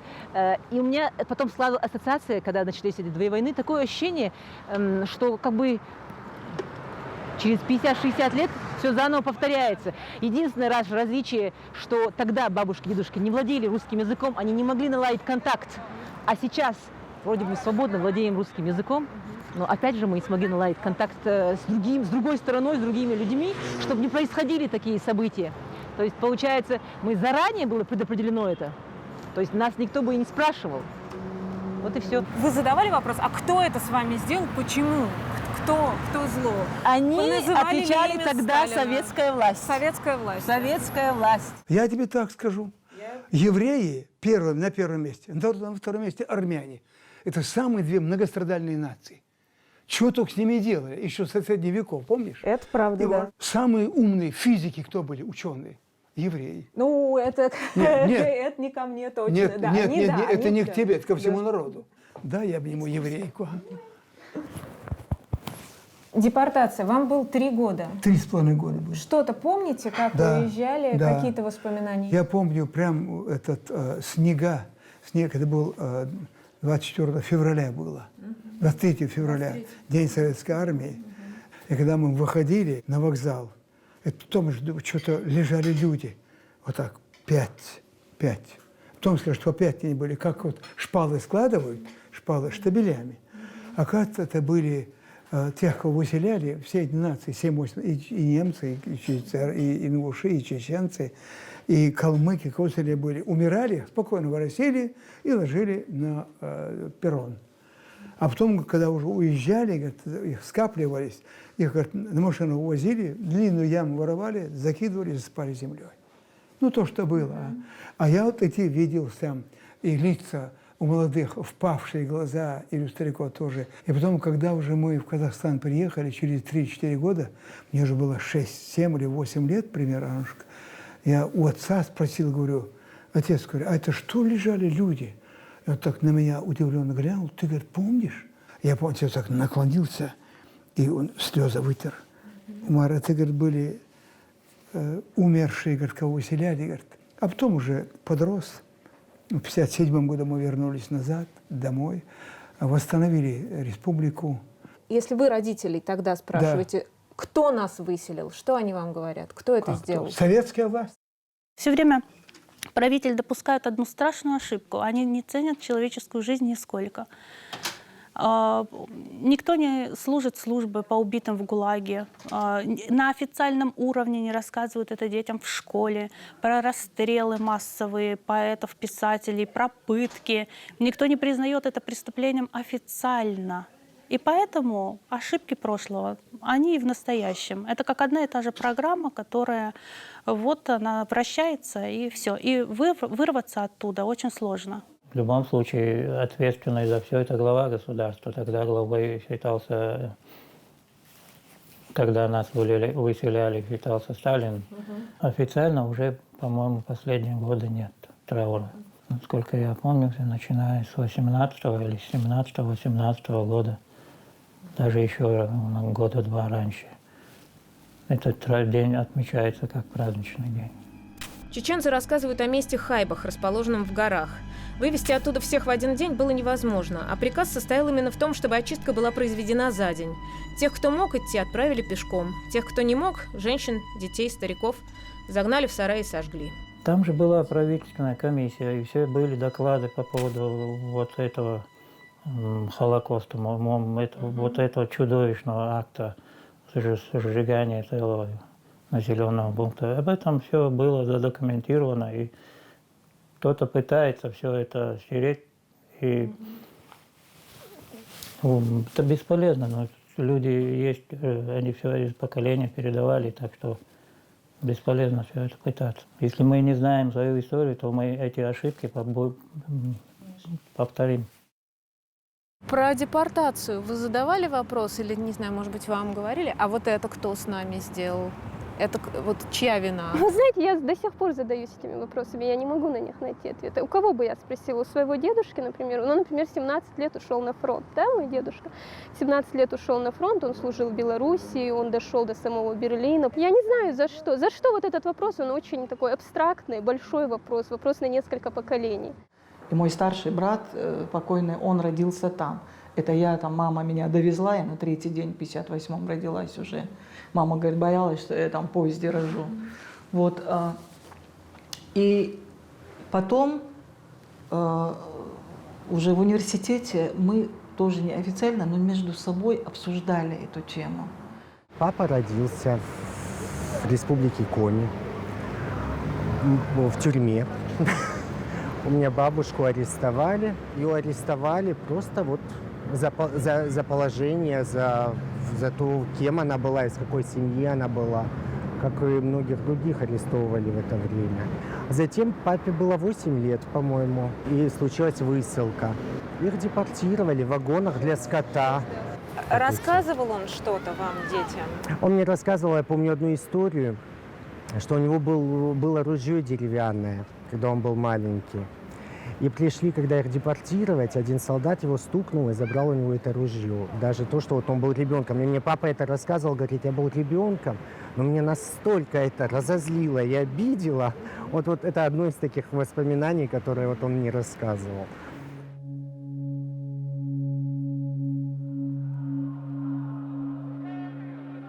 Мемориал жертвам депортации был открыт при Джохаре Дудаеве 23 февраля 1994 года, чуть меньше, чем за год до начала войны. Это были чурты, низкие надмогильные памятники, в центре рука с кинжалом. В 2008 году мемориал было решено перенести. Сейчас он расположен в сквере Ахмата Кадырова. Чурты по периметру. Руки с кинжалом нет. Этот символ показался власти слишком агрессивным. А в центре новые черные могильные плиты с именами. Новые плиты – это памятник погибшим в борьбе с террористами. Сначала пошли как бы слухи о том, что мемориал переносит. Люди там в социальных сетях обменивались, возмущались, там, ну, собственно, эта тема обсуждалась. Было как бы заявление от мэрии, что якобы мемориал никуда не денут, он просто будет, ну, как бы за городом, недалеко. Я как-то давно не была в этой части, и случайно вот на днях гуляла себе и увидела, что вот это все, в принципе, почти в том виде, как они стояли, это все вот перенесено в этот скверик. Я поэтому, когда увидела, поснимала и написала, ну, хоть сейчас надеюсь, что они там это окончательно останутся, потому что там мне кто-то пишет в ответ: боже мой, у этих чертов вот, судьба как у народа. Да, вот туда, то сюда. Как он официально называется? Я, честно говоря, даже не знаю, но я его для себя назвала мемориал памяти. Кого бы то ни было, неважно. Потому что раз уж это люди, погибшие, вот, кстати, после в основном активных боевых действий, после Второй войны, но это вот люди, которые защищали, ну, там, порядок, боролись с терроризмом там, или еще с чем-то. Наверное, так, я думаю. Потому что это вот прям по районы, места, да, вот они прям перечисляются имена. Да, по районам да, я да, видела, да, что да, разбито. ага. Но, конечно, это в основном молодые люди. Это, конечно, тоже жертвы. Вот я считаю, что этот памятник должен быть именно людям, пострадавшим, детям, женщинам, мужчинам, неважно, старикам. Понятно, вот как раз вот та сторона, как бы противоборствующая, она отражена, да, сегодня, ну, да, вот мы видим это. Но другой вопрос, а где же вот эти несчастные дети, женщины, которые, да, вот просто под бомбежками гибли на улицах во время обстрелов? Это вопрос все-таки, конечно, ну, задавать надо, я считаю, что людям, которые, ну, это Министерство культуры или там еще выше, не знаю я. Но мне кажется, что этому время тоже придет. Хотя 25 лет тоже, конечно, срок. У меня есть Пиге мемориал. И вот там, где, в общем, где в камень ладони, камень кинжала, я написал. То, что я недоволен, я написал. Он был перед нефтяным институтом. Потом эту строитель убрали его, сам кинжал брали, но вот эти вот, помнишь, стояли надгробия. Они все перенесли, ничего не убрано. Ну, это была полнокровная война, самая обычная. Ну, где люди погибают, что это же не пляска, война. Но, видишь, Аннушка, честно говоря, видимо, руководству республики, руководству России, настоящему, они хотят, чтобы все-таки вот подрастающее поколение, чтобы не сохраняли негативные мнения, негатива, чтобы не оставалась трещина, понимаешь? Я в какой-то мере согласен. То, что это убрали, открыто убрали, чтобы у подрастающего поколения вот этой боли, чтобы не было, вот не оставалось. То есть смотри, вот там такие-то, вот такие вот делали, чтобы этого не было. А мемориал этот я в стихах оставил вечным, он никуда не денется. Я его оставил. Я вижу, как сейчас устроена память. В центре есть мемориал людям, погибшим в борьбе с террористами. А мы где? Мы где мирные жители всех национальностей в Чечне? Не один пострадавший народ, а все люди, которые всех национальностей были под бомбами. То есть где наши родные погибшие там? Вот этого там, к этой памяти нет. Значит, во время войны он очень сильно пострадал, поэтому там, в принципе, уже место это было непригодно для реконструкции. Вот. И потом, знаете, все-таки мы же объявили войну за каждого чеченца, а не до последнего чеченца. И вот это там постоянно, знаете, этот меч, этот волк, это вот супер какая-то агрессивная брутальность такая и так далее, и так далее. Ну а как мы вот с такими символами будем жить, например, дальше договариваться с людьми, привлекать инвестиции, в конце концов, да? И мы что сделали? 23 февраля – День защитника Отечества по всей стране. День высылки. В то же самое время у нас целые поколения, которые отслужили в армии. Я в том числе. То есть, а как? А что, у них не должно быть праздника? И если мы решили перенести это на 10 мая, это не значит, хотя наши противники пытаются нам это, ну какая разница? Для нас тоже трагедия гибель Ахмад-Хаджи Кадырова. Для нас это большая трагедия. Это для нас отец. Это не там где-то 23 февраля, это это 2004 год. А? Так не 9 февраля, вот 10, не 9 мая, а 10 мая. Вот вне всего этого отдельно мы выбрали этот день, чтобы помянуть всех тех, кто погиб и во время высылки, и во время Кавказских войн, и во время Великой Отечественной войны, и во время борьбы против современных террористов, и так далее, и так далее, и так далее. И вот этот день мы избрали. Это везде обсуждалось, во всех спектрах гражданского общества, как говорится, это обсуждалось. Вот это памятник погибшим в борьбе с терроризмом. Я вообще не хочу об этом памятнике говорить. Пусть об этом говорит тот, кто его ставил. Памятник депортации должен был стоять отдельно. Депортации, он не должен быть там. Это совсем разные вещи, разные времена, они не должны быть вместе. Эта память, она не может быть стерта, они не должны стирать, не должны забыть. Памятник не нужно было сносить, он должен стоять. Надеюсь, он будет стоять отдельно. Какой памятник должен был быть поставлен отдельно от этого мемориала депортированным? Разумеется. Вот смотрите, после Первой войны была создана комиссия, и вот эта комиссия собирала информацию о погибших в бою с оружием в руках. Оказалось, погибших с оружием меньше 3000. По разным оценкам местная власть тогда давала число погибших в ходе Первой войны до 120 тысяч. Другие давали 40 тысяч, другие давали 60. Но в среднем это 60 тысяч, как минимум, были погибшие под бомбежками, под обстрелами. Вот посчитайте, как это все можно забыть, все это, как это стереть с памяти, как к этому можно относиться так безучастно, невозможно. В школьных учебниках истории обеим этим войнам уделяется пара абзацев. Я знаю и вижу, что память уничтожить невозможно. И каждая чеченская семья помнит эти войны в деталях. И все чудовищные последствия, которые они за собой повлекли. И личные физические и психологические травмы. И то, как трудно складывалась судьба чеченцев в мире после войн.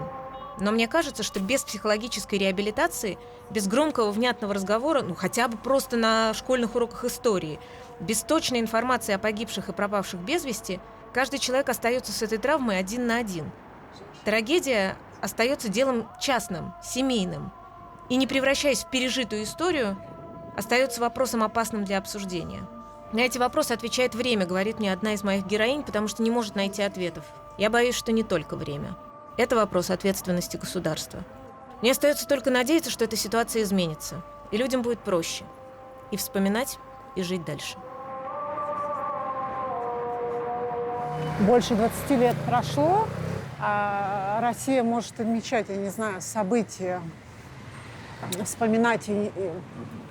Это просто даже сейчас очень заметно. В России могут вспоминать, я не знаю, взрывы домов, да? Могут вспоминать школу в Беслане. Ни разу за больше, чем 20 лет никогда не вспоминаются и не упоминаются ни одни школы, ни одни роддомы, ни убитых, ни детей, ни женщин, ни мужчин.